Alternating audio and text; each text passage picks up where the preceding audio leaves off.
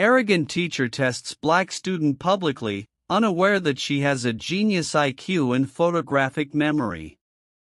What happens when prejudice meets brilliance? Perhaps you should consider a less demanding subject, Miss Lawrence. Not everyone has the frame of mind to understand advanced biochemistry. The silence that followed was so dense that it seemed like a physical entity in the Westridge University classroom. 200 eyes converged on Naomi Lawrence, the only black student in Dr. Victor Hammond's class, whose expression of superiority barely disguised the venom in his words. Naomi felt the heat rising in her neck. It wasn't the first time the professor had publicly humiliated her, but today he had crossed an invisible line. The comment wasn't just about her response, it was about her presence in that space, a cruel reminder that for some, her place there would always be questioned. No matter how brilliant she was, the tension was broken by nervous laughter from some students. Others looked away, embarrassed at witnessing such humiliation, but not bothered enough to intervene. Answer the question, Miss Lawrence, pressed Dr. Hammond, adjusting his glasses with a theatrical gesture, or would you prefer to admit that you're out of your depth? Naomi took a deep breath. At 22, she had spent her whole life being underestimated. The daughter of a cleaner and a bus driver, her path to that elite university was paved with scholarships earned for exceptional performance. What no one in that room suspected was what was hidden behind those calm, calculating eyes. The CRISPR-Cas9 enzyme, she began, her voice calm, but perfectly audible, acts like molecular scissors through a two-step biochemical mechanism. First, it recognizes specific sequences in the target DNA using a complementary guide RNA. Then, the Cas9 causes a break in the DNA double strand precisely at the target site, allowing gene editing. Dr. Hammond frowned. The answer was correct, but far from complete. It was the perfect cue for more humiliation. Elementary. Lawrence, any first-year student would know that. His smile grew predatory. Now explain the ethical implications of the study by Wong et al. On gene editing in human embryos, published in volume 87 of Nature Biotechnology, page 834. If I'm not mistaken, it was a perfect trap. That particular article wasn't in the course bibliography. Hammond had only mentioned it in passing weeks ago without requiring her to read it. Naomi looked directly into the professor's eyes. A heavy silence gripped the room as everyone waited for the inevitable failure, but then she began to speak. The study by Wong and colleagues, published in Nature Biotechnology volume 87, pages 834 to 841, presents ethical problems in three distinct spheres, Naomi declared, her voice gaining confidence. Firstly, it questions informed consent since embryos cannot consent to permanent modifications to their genome. Second, it raises questions about inequality of access, potentially creating a new form of social division based on genetic enhancements. And third, as the authors explicitly state on page 837, it sets precedents for non-therapeutic modifications that could fundamentally alter the course of human evolution. Dr. Hammond's gaze went from arrogant to incredulous. He adjusted his suddenly tight tie. Correct, he conceded dryly, although I doubt you understood the subtler nuances of the argument. Actually, Professor, Naomi continued, still unperturbed. The article also mentions in the conclusion that the balance between innovation and precaution must be established through an inclusive global dialogue. Wong specifically cites complementary studies by Garcia and Patel that challenge this view, suggesting that delaying the implementation of gene therapies has its own ethical cost in human lives. The entire auditorium held its breath. Naomi had quoted exactly word for word not only the article mentioned, but also its related studies. Dr. Hammond's face turned an alarming shade of red. How could she know that? How could an ordinary student recite verbatim a scientific article mentioned only once in passing months ago? Will this genius student turn the tables on her prejudiced professor? Stay tuned to Black Voices to find out. What the arrogant professor and his colleagues didn't know was that Naomi Lawrence was no ordinary student. Behind that quiet appearance lurked a mind with extraordinary abilities that was about to turn that public humiliation into something very different. If you like this story of justice and overcoming, be sure to subscribe to Black Voices to follow other equally inspiring stories. After all, what would happen when Naomi finally revealed her true potential? Dr. Hammond was about to discover that he had chosen the wrong victim for his cruel game of academic humiliation. The auditorium remained absolutely silent as Dr. Hammond tried to regain his composure. His pale fingers drummed nervously on the polished wood of the lectern, narrowed eyes fixed on Naomi as if she were an equation that refused to be solved. "You seem to have memorized a few articles," he finally said with a cold smile. "A useful skill, although it's no substitute for true understanding.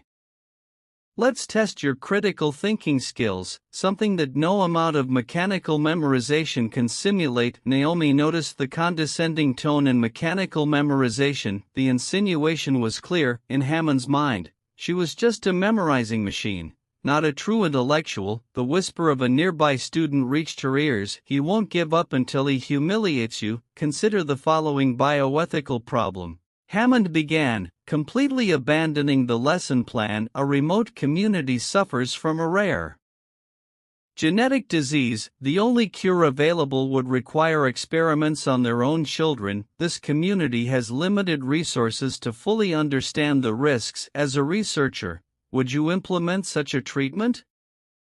Justify your answer using Harrington's model of scientific responsibility. It was a deliberately complex and ambiguous question. There was no perfect answer, only the opportunity for Hammond to criticize whatever position she took. From her seat in the third row, Dr. Eliza Chun, a professor of medical ethics who was attending the class as a departmental observer, frowned. Hammond's hostility was evident, even to an outside observer. Naomi took a deep breath. "Professor, that question presents a false dichotomy." Harrington's model, as published in his seminal 2019 paper, specifically emphasizes that these scenarios should consider a spectrum of approaches, not binary choices. She continued, her voice gaining confidence. An ethically informed approach would follow Harrington's three-tiered protocol. First, education and capacity building in the community. Second, development of a community council with significant decision-making power. And third, gradual implementation with constant monitoring and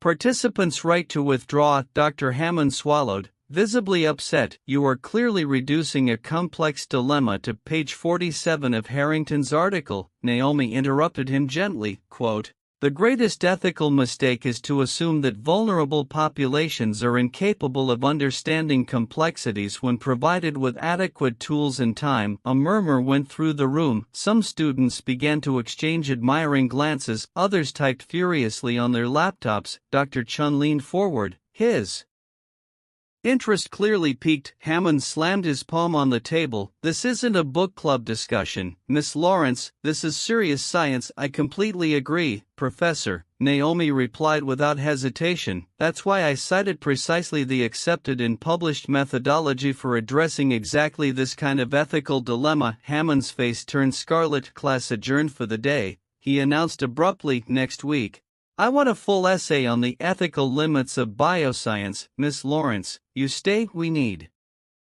to discuss your performance." As the students gathered their materials, many cast worried glances at Naomi. A curly-haired student called Zoe approached quickly. "He's furious," she whispered. "I've never seen Hammond dismiss a class before." "I'll be fine," Naomi replied calmly, organizing her meticulous notes. Zoe hesitated. "Listen, some of us are going to Cafe Artemis afterwards. You should come. We need to talk about all of this." Naomi nodded, surprised by the unexpected invitation. As Zoe walked away, Naomi noticed Dr. Chun approaching Hammond, his face serious and determined. When the room emptied, Hammond closed the door with unnecessary force. "I don't know what your game is, Miss Lawrence, but let me be absolutely clear." His voice was low, dangerous. "I've spent 30 years building my reputation at this institution. I have former students at Harvard, Stanford, And Oxford, I've supervised more prize-winning dissertations than you've had birthdays. He moved closer, invading her personal space, and I will not allow a transfer student with some memorization trick to challenge my authority in my own classroom. Naomi stood her ground. It's not a trick, Dr. Hammond, it's how my brain works. I know exactly how it works, he hissed. You've memorized a few articles hoping to impress. Well, let me educate you on how the academic world really operates. People like you may get in here thanks to diversity policies, but real success, that takes more than memorization and quotas. The racist implication hung in the air like poison. Naomi felt her stomach churn, but kept her face neutral. She had been trained all her life to never show how much words like that hurt. My final grade in this subject depends solely on your subjective assessment, doesn't it, Professor?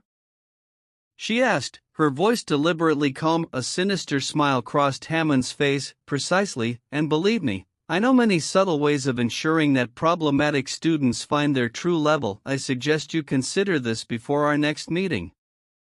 When Naomi left the building 20 minutes later, the afternoon sky was darkening. Her phone vibrated. It was Zoe sending her the exact address of the cafe. As she walked across campus, her brain, that extraordinary machine that was both her blessing and her burden, had already calculated exactly what she needed to do. What Hammond didn't realize was that by forcing her into a corner, he had inadvertently given her access to something far more valuable than a good grade. He had shown her his letters. And Naomi, with her memory that recorded every word, every gesture, every tone of voice, now knew her opponent perfectly well. At Café Artemis, a group of students were waiting anxiously. Among them was a young man carrying a disguised audio recorder, a tool from his internship at the campus newspaper. No one there suspected that the battle between Hammond and the quiet transfer student was just beginning, nor that the next few days would change the balance of power at that university forever. After all, what would happen when the professor discovered that his private threat had been documented and that the student he considered inferior was about to use not only her extraordinary memory, but the entire arsenal of her calculated brilliance against him? A week after the initial confrontation, the university amphitheater was packed. News of Dr. Hammond's open masterclass had circulated quickly, a rare event where students from all departments could attend the renowned professor. On stage, Hammond adjusted the microphone, pleased with the impressive audience. Behind the scenes, something quite different was unfolding. Naomi had spent the week obsessively studying, not just biochemistry, but Hammond himself. She scoured every published article, every interview, every dissertation he had supervised. Her photographic memory became a weapon, cataloging every contradiction, every inconsistency in 3 decades of academic production. At Café Artemis, an unlikely alliance had formed. Zoe, the student with the curly hair, turned out to be the editor of the university newspaper. Ryan, the student with a tape recorder, was her assistant. Dr. Chun, who also appeared by chance, offered discreet guidance. Are you sure about this? Zoe asked as they finalized their preparations. Hammond has powerful connections. He could end your career before it even begins. My career would be over anyway, Naomi replied calmly. He made it very clear that I wouldn't pass his course, no matter how brilliant my work was. Now sitting in the front row of the amphitheater, Naomi looked extraordinarily serene. Dr. Hammond noticed her, his eyes narrowing momentarily before he began his lecture with his usual smug tone. Today we will discuss the ethical limits of bioscience, he announced, his gaze deliberately avoiding Naomi. I'll start with my own contribution to the field, the Hammond principle of ethical proportionality. That's when Naomi raised her hand. Hammond hesitated, visibly annoyed, but ignoring her in front of hundreds of people would have been too obvious. Yes, Miss Lawrence, his voice dripped with disdain. Professor, before I go any further, could you clarify how your principle relates to the contrary position you defended in the Journal of Bioethics in 2018? A momentary silence overtook the auditorium. Hammond blinked, puzzled. I'm afraid I don't understand your question. My work has been consistent for decades. In fact, Naomi continued, her voice clear and strong. In your article, Ethical Frontiers in Genetic Research, page 142, paragraph 3, you argue verbatim that cultural and socioeconomic considerations are secondary to scientific advancement, a position diametrically opposed to the principle of proportionality you are about to present. Murmurs ran through the auditorium. Hammond's face paled. You are twisting my words, taking them out of context. I can quote the full context if you prefer, Naomi offered, her calm voice contrasting with Hammond's growing nervousness.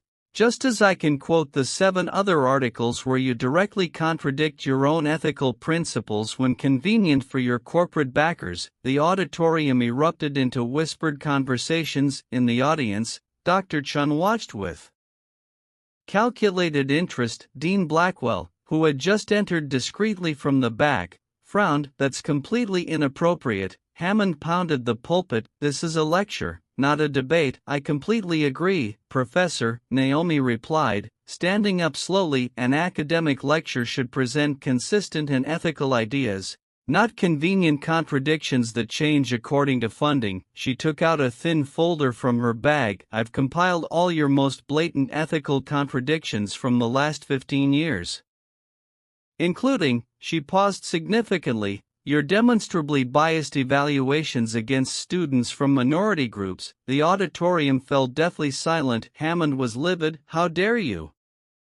He began, but was interrupted when the side doors opened. 3 members of the university's ethics committee entered, led by Dean Blackwell. It was no coincidence. Naomi had sent her meticulously referenced compilation to them 3 days earlier. Dr. Hammond, the dean called out, his deep voice echoing in the tense silence. I believe we need to talk. Hammond looked around like a cornered animal, then fixed his furious gaze on Naomi.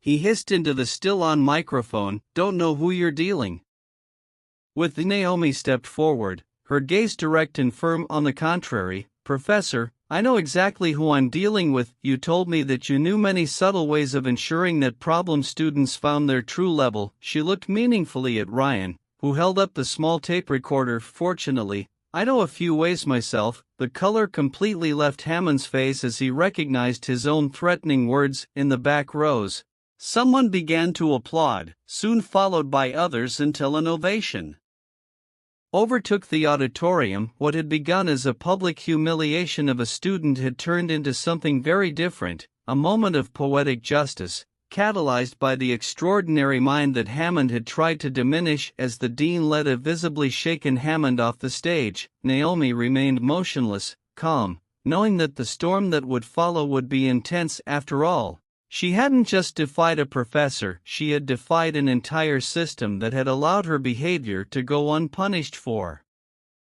decades. The question now was, would the institution stand up for truth and justice, or would it close ranks to protect one of its own? And what would happen to the brilliant student who dared to expose the hypocrisy of one of the university's most powerful professors? 3 weeks after the confrontation in the amphitheater, the Westridge University community was still reeling from what became known as the Hammond Affair. The ethics committee had concluded its investigation, and the results came as an academic earthquake. Naomi walked the corridors of the science building, observing how everything had changed. Students who had previously avoided her gaze now nodded respectfully. Teachers who used to treat her with indifference made a point of greeting her. Naomi, Zoe, ran towards her, waving a copy of the university newspaper. It's just come out, front page. The headline was impactful. Renominated professor removed after decades of systematic prejudice. The article detailed how the investigation triggered by Naomi's meticulously documented complaint had revealed a consistent pattern of discrimination in Hammond's evaluations against Black, Latino, and female students. The dean asked for an independent review of all his grades from the last 5 years, Zoe explained. As they walked to the dean's office, dozens of former students are coming forward with similar stories. The university had taken an unprecedented decision. Hammond had not only been removed with immediate suspension, but his mentoring privileges had been revoked. His office, that sanctuary of academic power, was being emptied at that very moment. In the dean's office, Naomi found not only Blackwell, but also 3 members of the university council, and to her surprise, Dr. Chun. Miss Lawrence, the dean began, "I would first like to offer our sincere institutional apologies for the treatment you have received." He slid an envelope across the table. "We are offering you a full scholarship for the remainder of your degree and a guaranteed place in our doctoral program if you wish, and I'd like to invite you to join my research group," added Dr. Chun. "Your analysis of the contradictions in Hammond's publications has demonstrated not only your extraordinary memory,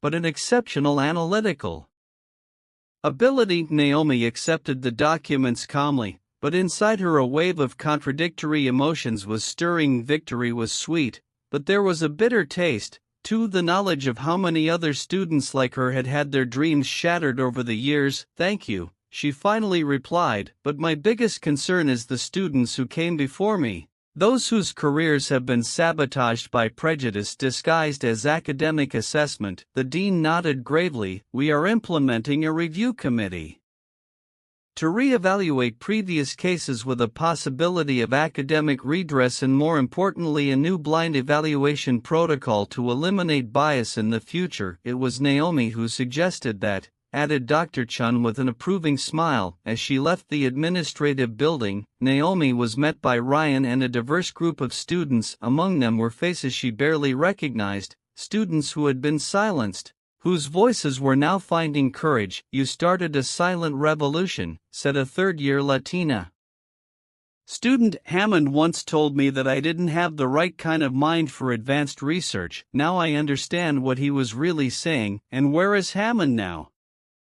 asked Naomi. Ryan smiled. "I hear he's packing up his belongings in record time." Apparently, 3 universities have already withdrawn visiting professor offers after the news leaked out that afternoon in the now crowded Cafe Artemis. Zoe climbed onto a chair and clapped her hands to attract attention. "To Naomi Lawrence," she raised her glass, "who taught us that knowledge isn't just power, it's justice." A round of applause echoed through the room. Naomi, typically reserved, felt the heat rise to her cheeks, but there was something liberating about finally being seen, truly seen, not just for her extraordinary brain, but for her courage.